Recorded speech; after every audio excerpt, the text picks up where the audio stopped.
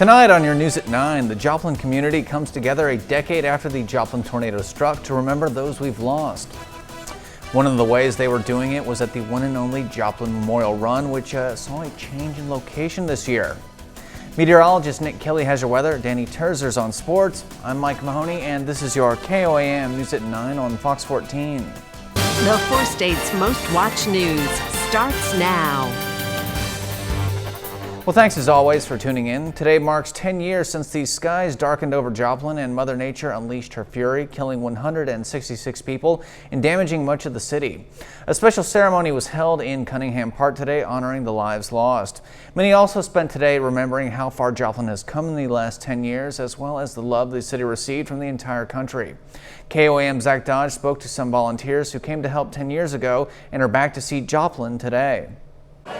It might not quite look like it, but a very special reunion is happening. Oh, it's great. Douglas Keeney was among thousands that lost their homes to the tornado. The door was gone.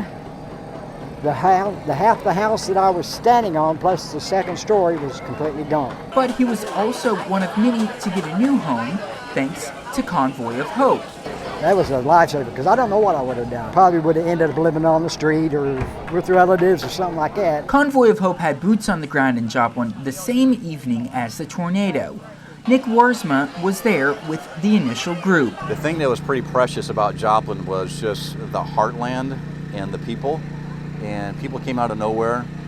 People sacrificed a lot to help out. Yeah. And so that was pretty powerful to watch. On top of organized volunteers, thousands of citizen volunteers came as well. Michael Siebert was on the city council in 2011 and says that made all the difference in the world. A community the size of Joplin didn't have the manpower within the community to be able to recover from the devastation. After being a part of the recovery, Warsman's more than happy to see how far the community has come. Just to be here today and see people telling stories, and even for our team telling stories of the people that we met and the stories, and even some of the homes that we built for. Even one of the homeowners is here today that we met a decade ago and built a home for, and so that's pretty cool to see that stuff take place. That's the hope, is that people that came here or that have come back to visit at different points in time have that real sense of pride that we all have. So it's a special connection that'll live on a lifetime. In Joplin, Zach Dodge,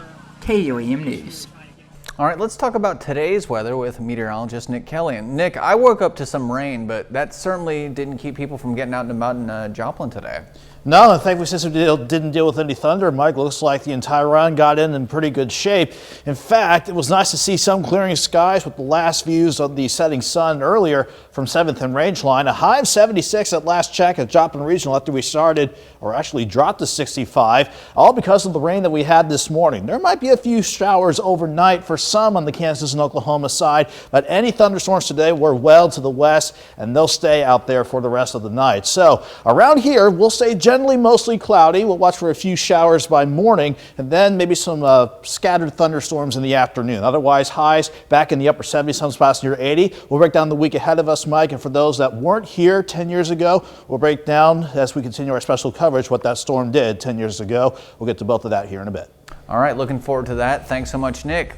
The Joplin Memorial Run was one of many ways 4-staters paid tribute to the victims of the Joplin tornado today. Thousands of runners from 25 states and even some from other countries came to run and remember the lives lost on May 22, 2011. Due to work being done on the Cornell complex in downtown Joplin, the race was moved to Cunningham Park, which is considered by many to be ground zero for the Joplin tornado. One runner tells KOAM, "It's great to be able to honor those we lost with a community that cares so much." It's a special feeling because you know of the 161 people that lost their lives and their families that have still survived. It's really special. It touches your heart. This year's event included 5 different runs. Community awareness and preparedness was also a big part of this year's Joplin Tornado Remembrance. Several organizations like the American Red Cross, Convoy of Hope, the Salvation Army, and others were out and about today, providing information on what they do and how they can help. All of them played a vital role in the response to the Joplin tornado, and they want to make sure residents know they're still here to help no matter what happens. It's a highly emotional time, and when we are in our emotions, it's real easy to slip into fear and worry, right? And so getting this information, learning where support services are, it only helps to shore up our peace and calm and avoid some of that anxiety. And some organizations like Convoy of Hope even took to social media today to talk about the Joplin tornado and encourage people to show love and kindness to those affected by it. Kansas City University held a groundbreaking ceremony today as they got the ball rolling on their new College of Dental Medicine that is coming to their Joplin campus. The new dental school will offer a 4-year program that should be up and running for students by fall of 2023. Within a 125-mile radius of Joplin, Missouri, every single county is considered a DIPSA, or a dental health professional shortage area. And so by bringing not only educators and students to the space to provide oral health care, we're also going to be providing other oral health care practitioners into this area as well to help, provide that need and serve this community. Construction on the new school is expected to take 26 months. It is now time for us to honor one of our many four-state heroes, and tonight we recognize Floyd Chase of Baxter Springs, Kansas. Floyd served in the U.S. Navy and he fought in World War II, serving time in Puerto Rico. Thank you, sir, for your service and your courage. For more information on all our four-state heroes or to nominate your own, just log on to KOAMNewsNow.com.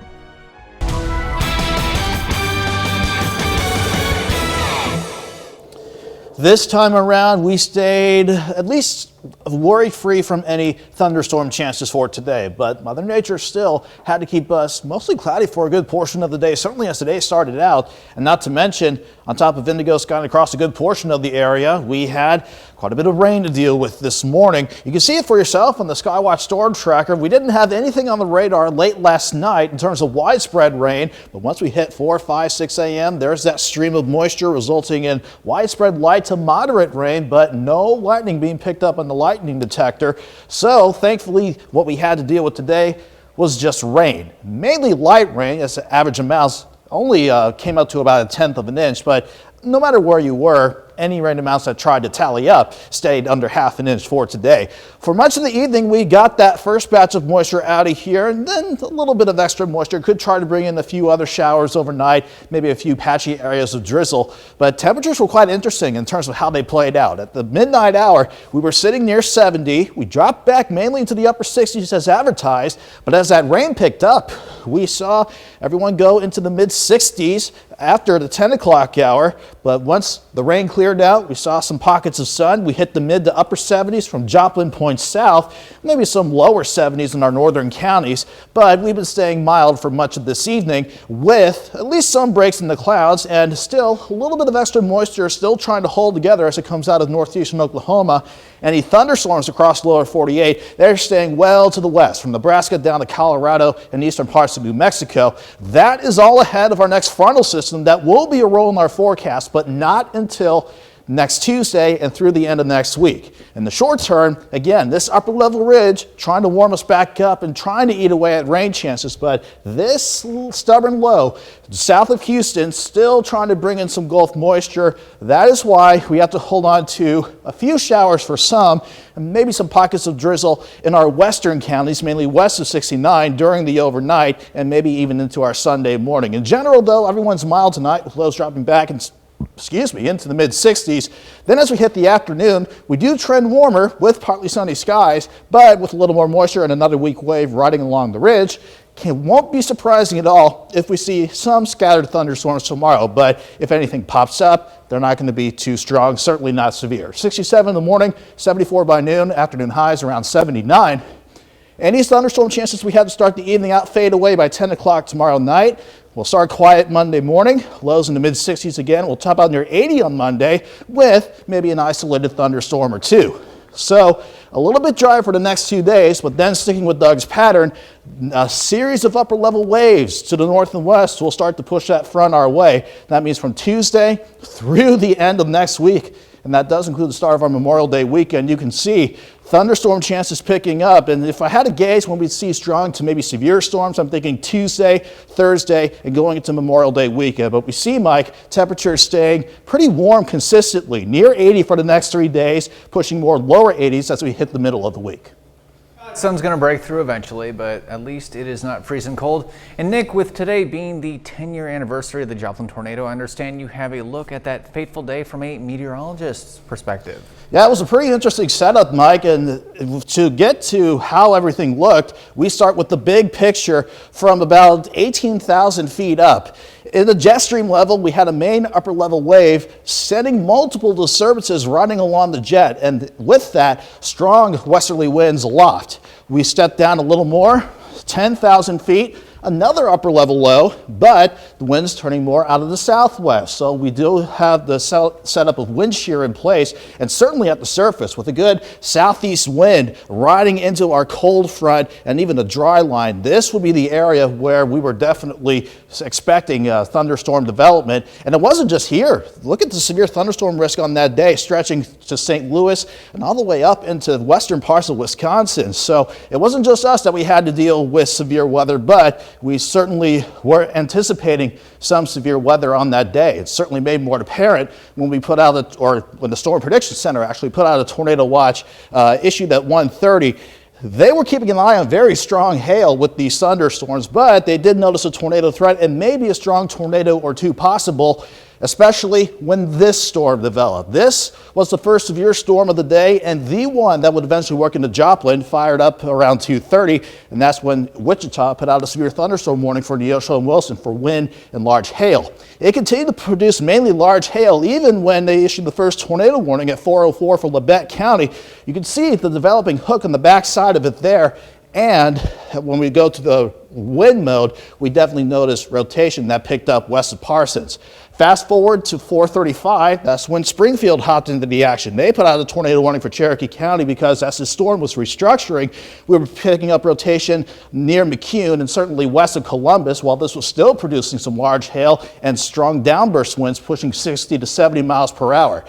By the time we hit the 5 o'clock hour, we already had a tornado warning out for northern and central parts of Jasper County, but within that hook, it was restructuring again. We were getting new rotation around Baxter Springs and Riverton. So that's why at 5:17, a new tornado warning went out to cover that rotation, and that was the rotation that started to work into Joplin, at least the far western side, starting at about 5:29, with very evident rotation moving away from Galena. Unfortunately, it led to the tornado touchdown at 5:34 with that impressive hook still showing up.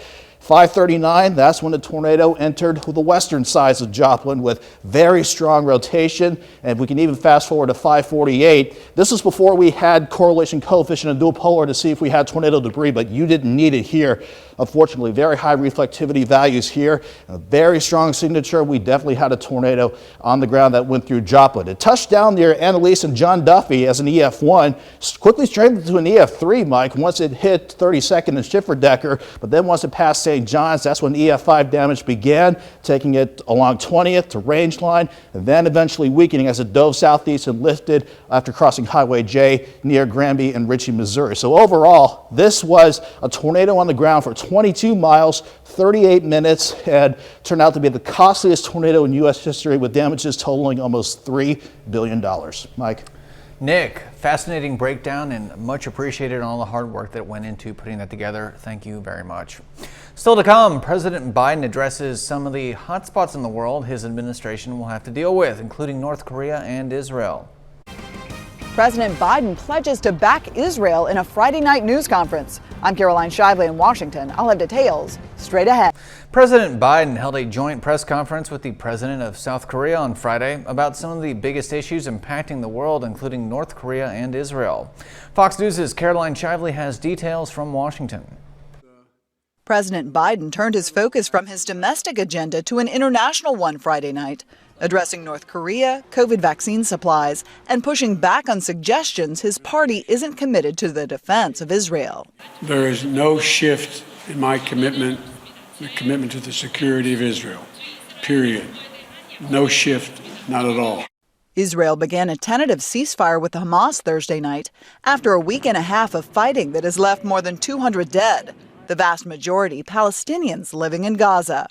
Some progressives on Capitol Hill are now questioning a weapons sale to the Israeli military, a move getting blasted by Republicans. Both Bernie Sanders and AOC in the Senate and House introduced resolution to block arms sales to Israel to prevent Israel from defending itself.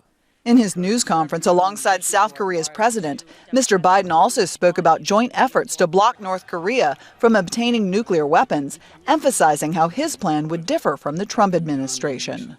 I would not give him all that he's looking for, is international recognition. But Mr. Biden has acknowledged ignoring North Korea isn't an option. What happens when and if Kim Jong-un decides he's not getting enough attention on the world stage and he does decide to launch an ICBM or does decide to test a weapon? We need to know then what the Biden team's plan will be. President Biden also agreed to a COVID vaccine partnership with South Korea and pledged to scale up the global vaccine supply. In Washington, Caroline Shively, Fox News. Let's take a rare glimpse at some daily life in North Korea. This is a bag factory in the country's capital that's been producing hundreds of satchels for students every year, ever since the brand was created by Kim Jong-il. The factory uses locally produced cloth to make bags, which are used by students ranging from primary school to college. According to state media, the country is attempting to develop a self-sufficient economy as it gets battered by international sanctions. This weekend, the National Guard wraps up its stint protecting our nation's capital. The troops were called in to secure the Capitol following the January 6th attack, but after nearly 4 months on the job, many lawmakers were questioning if their protection was necessary. Fox News' Jennifer Griffin has the latest. The remaining 2,200 National Guard troops here in Washington are finally going home this weekend after more than 4 months on the job at a cost of over $500 million. At its peak, there were over 25,000 National Guard troops here in Washington following the January 6th riot at the Capitol. The troops were extended back in March. Many lawmakers are glad the mission is ending. I think it was phased out in the right way because I thought that was problematic. I thought they were reduced too soon. So I can accept them leaving on May the 23rd. The House narrowly approved a $1.9 billion supplemental bill to improve security at the Capitol. It passed by one vote. It includes $17 million for new surveillance systems and over $4 million for Capitol Police wellness and trauma support after the January 6 riots. This bill is narrowly tailored to respond to January 6 and to protect the Capitol going forward. The bill would harden the Capitol complex by reinforcing doors and windows, adding security cameras and removable fencing that could quickly be erected during a protest while leaving the Capitol open to visitors. It provides enhanced travel security for members. No Republicans voted for the bill. Repairs have to be done. Support for the Capitol Police must be provided. But we do not need to make premature decisions before the ongoing security assessments are complete. 3 Democrats crossed the aisle to join Republicans in the vote, including Ilhan Omar. 3 other progressive Democrats, including Alexandria Ocasio-Cortez and Michigan's Rashida Tlaib, voted present. At Pete's Diner near the Capitol, which has been providing free meals to the National Guard since January, a former Navy vet, 90-year-old Captain Philip Bush, said he was glad they were going home. He personally donated to cover hundreds of meals for the visiting Guard. They didn't ask to be sent here, but anything to make them feel a little homey. And I think it helped. The National Guard mission to the Capitol ends at midnight Sunday. The remaining Guard will fly back from Andrews Air Force Base early next week. As of now, none of the Guard are left stationed around the Capitol. All that remains is the fencing. At the Pentagon, Jennifer Griffin, Fox News. When we return, we are checking in on the Queen of England. And she was recently seen on an English aircraft carrier bearing her name. You'll learn why she was up there in just 2 short minutes. Welcome back to your News at 9. Backlash against the British Broadcasting Corporation continues following revelations from the investigation into the BBC's bombshell interview with Princess Diana. Fox News' Ryan Chilcote has the latest. A former director of the BBC resigned from his current job Saturday after a report found a BBC journalist used deceitful methods to land the broadcaster's 1995 interview with Princess Diana. Tony Hall, who was director of BBC News and Current Affairs at the time, stepped down as board chairman of Britain's National Gallery, saying in a statement his role at the gallery would be, quote, a distraction to an institution I care deeply about. His resignation comes as questions continue to surface about the BBC's integrity integrity, with Prince William and Prince Harry speaking out against the national broadcaster after the 126-page report was published. Prime Minister Boris Johnson also reacted to the damaging report, saying he's very concerned by the findings. I can only imagine the feelings of the royal family, and I hope very much that the BBC will be taking every possible step to make sure that nothing like this ever happens again. The BBC commissioned the investigation after Princess Diana's brother reported the journalist Martin Bashir used false bank statements and other tactics to persuade Diana to do the interview. The BBC issued an apology and made the report public on Thursday, a quarter of a century after the interview. A graphic designer who was hired by Bashir to create the phony document says the BBC froze him out when he tried to raise the red flag. I pointed out that there was something not right, and all they could think of doing was turning their back on me. The British government says it will be reviewing the oversight rules for the BBC following the report. The BBC is primarily funded by a license fee from every television-owning household in the country. In London, Ryan Chilcote, Fox News. Britain's Queen Elizabeth stepped aboard the Royal Navy's aircraft carrier that bears her name. The British monarch visited the HMS Queen Elizabeth, a vessel she named 7 years ago alongside her late husband, Prince Philip. The visit comes ahead of the ship's maiden operational deployment. The aircraft carrier, which has 8 British F-35B fighter jets, will lead a 28-week deployment to Asia. British Prime Minister Boris Johnson says the deployment is not meant to be confrontational, but to project British soft power and assert belief in democracy and rule of law. We'll be right back with more news. Welcome back to your News at 9. The Missouri man seen on video waving a rifle at protesters outside his home last summer is running for the Senate. Attorney Mark McCloskey says he will run for the Republican seat left open by Senator Roy Blunt, who will not seek a third term. McCloskey made headlines last June after he and his wife were caught on cell phone video waving and pointing guns at George Floyd protesters outside their St. Louis mansion. The couple is facing felony charges for unlawful use of a weapon for the incident and are expected to go before a judge in November. Several prominent Republicans have also announced their intention to run for the Senate seat. Among them is former Missouri Governor Eric Greitens, who resigned from office amid a sex scandal in 2018. Well, stay right there. We've got a lot more news headed your way, as well as another look at your weather with meteorologist Nick Kelly and your KOAM Sports Report with Danny Terzer. That's all coming up right here on your KOAM News at 9 on Fox 14. Still to come, you'll see how some people in the Gaza Strip were celebrating today following the announcement of a ceasefire between Israel and Hamas-led militant groups. That story and more are next. Palestinians in Gaza celebrated a ceasefire with Israel on Friday night. Jubilant Palestinians cheered, waved flags, and honked horns in the Gaza Strip. The celebration was set off by the news of an Egyptian-brokered ceasefire between Israel and militant groups led by Hamas that ended 11 days of fighting. The Palestinian Health Ministry says 232 Palestinians were killed and 1,900 more were injured. Israel says 12 Israelis were killed and more than 100 others were injured. The celebration continued today in Gaza City, where hundreds of masked Hamas fighters paraded through the streets in a defiant show of strength following their 11-day war with Israel. Trucks carried portraits of slain fighters, and a large crowd gathered at a tent where they mourned the death of a Hamas commander who was killed in an airstrike. The violence may have stopped following the ceasefire between Israel and militant groups led by Hamas, but destruction remains in Gaza City. This drone footage captures the scale of the destruction following 11 days of fighting. High-rise buildings were reduced to piles of rubble, and what appears to be residential or office buildings were severely damaged or flattened. Rescue workers have spent the days digging through the debris, clearing bodies, and looking for survivors. We'll be right back with meteorologist Nick Kelly and another look at your weather. Stay tuned.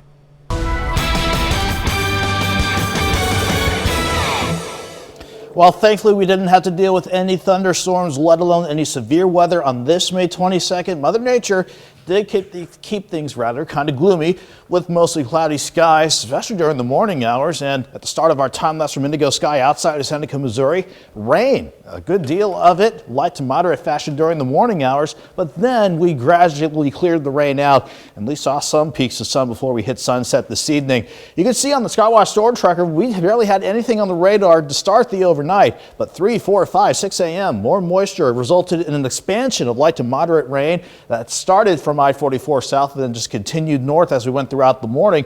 Thankfully, once we got past the afternoon, that rain chance cleared out, left behind on average about a tenth of an inch, but anybody that saw that accumulating rainfall, you had amounts varying between a tenth and half an inch at worst. So hardly any heavy rainfall, and we've been staying quiet for much of this evening. In fact, any showers trying to come out of northeast Oklahoma are continuing to fall apart as we lose the heating of the day that we saw ever since the sun set not too long ago. So in general, we should be fairly okay for the overnight hours, but temperatures were quite interesting to see unfold throughout the day. We did see upper 60s before the rain got going this morning, but as the rain expanded in coverage, we shot back into the mid 60s. That was thankfully a temporary dip, because once the rain chances cleared out, sunshine broke out. We had mid to upper 70s from Joplin Point south and east, while our northern counties had to make do with at least lower to middle 70s for afternoon highs today. So at least we got a chance to warm up some after we finally got rid of the rain this morning. Fortunately, any thunderstorms stayed well to the west, and they were severe not too long ago with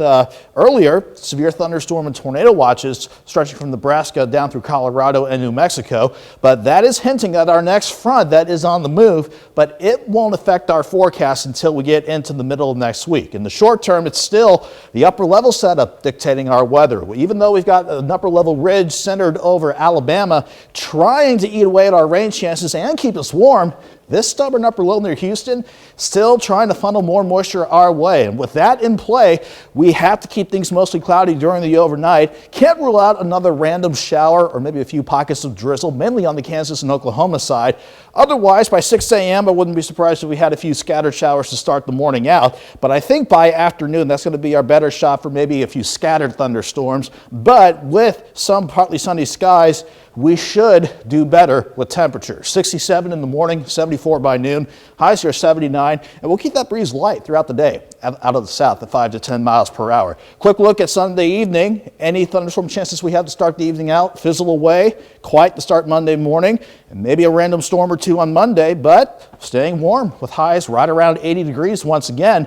It's not until we get into Tuesday we go back into the active stretch of Doug's pattern with these upper level lows and multiple waves along the jet coming together to push that front our way. You can see the end result on the map and on the extended forecast. Thunderstorm chances a pretty good bet Tuesday through the start of our Memorial Day weekend.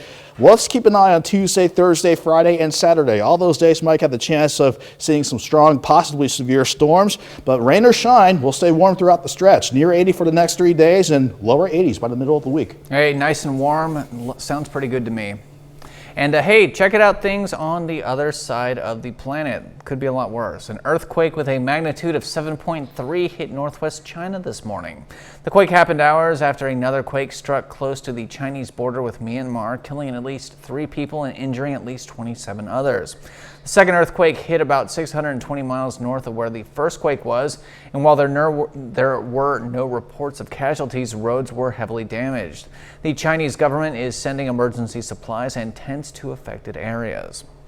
All right, stay tuned, sports fans. We'll be right back with Danny Terzer and your KOAM News at 9 Sports Report.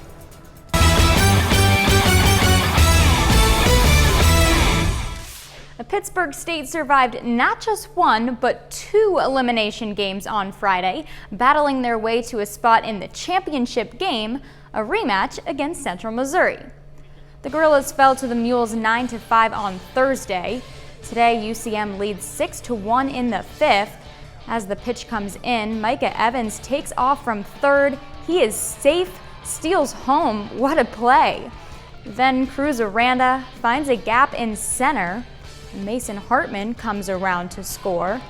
Mules don't let up though. Next inning, Evans goes back up the middle, and that will score 2. Central Missouri rolls by Pittsburgh State 11-2 to claim the MIAA title. The Rough Riders have a chance to punch their ticket to the World Series today. Crowder faces Eastern Oklahoma State for the second time in 2 days. Crowder won the first meeting 8-2. Bottom of the second, Rough Riders leading. Chaz Poppy smokes one at the base of the wall, and Frankie Cercello hustles in from second. Top of the third, Austin Albright touches them all with the solo shot over the left field wall. Next inning, it's Albright again down the right field line, bringing in Cole Broughton. Then all tied up, but Josh Patrick gives the Rough Riders back the lead with this home run. And Crowder pulls away with it, winning 9-4 to claim the district title. The Rough Riders are headed to the World Series. The 26-5 Webb City Cardinals host Glendale today. The Cardinals beat the Falcons 14-2 in the regular season. In this second matchup, though, there's a bit more at stake. The Cardinals look to claim the district title and earn a spot in the state tournament. Top of the fifth, this ball is popped up high. Cade Wilson makes a diving catch for the out. Game's still scoreless. Then Brooks Kettering hits it out to center. That's good for a double. And here comes Zach Beatty all the way from first to score. Falcons with a 1-run lead. Cards trying to respond, but it's a chopper to the third baseman, and Glendale turns a big double play to end the inning. Carter Lewis is fired up. The Webb City offense never gets going. They drop this one 2-0. It's unfortunate, that only one team, kind of wins at the end. I think we finished 26-6, I think, and all those 6 losses were really close, and it's just kind of the way it goes with baseball sometimes. It just doesn't go your way. It's an awesome class. I mean, it's just awesome. They're awesome kids and awesome players, and they're a joy to coach, and they're going to do great things at the next level. And that's a look at sports. We'll be right back with more news. Welcome back to your news at 9. At today's Joplin Tornado ceremony, many friends and family members of those who didn't make it through the storm gathered to honor their lost loved ones. KOAM's Bronte Sorotsky spoke with 4 staters who spent the day thinking about those the tornado took away. So many people, of course, like you said, that died, and so many people that need to remember the events of that day and how it affected their life. And so many positive things have come out of this, and so I think it's just wonderful that this was being held today. For Joplin, May 22nd is a day forever marked in the city's history. With the 10-year anniversary, a decade of change has swept through the community. Although Joplin has grown back over the years, the city hasn't forgotten those that were lost. I know a lot of people who have storms like this, people don't get remembered, and Joplin was way different like that. We remembered every person who died, got injured, everything. Grace Bennett was about to turn 8 when the 2011 Joplin tornado changed her life and the rest of Joplin's. The Remembrance walkthrough, she looks back on those she lost. Miss Margaret was Aunt Margaret, and Jane was Miss Jane. So Miss Jane's, I remember this, she always had this big jar of jelly beans. And I would pick out like the favorite ones, like the black licorice ones, and like the ones that tasted like butter. And then she would always have peach tea. Aunt Margaret really was about 3 years older than my mother was, so she'd be 65 right now. I remember I would sit on her front porch and she had this little dog with 3 legs and no tail. And she'd always invite me over, like, kids have fights with their mom. Every time I had a fight, she'd invite me over and give me something to drink. For others, it's a day to remember those within their communities who were lost. So I knew Grace Quino,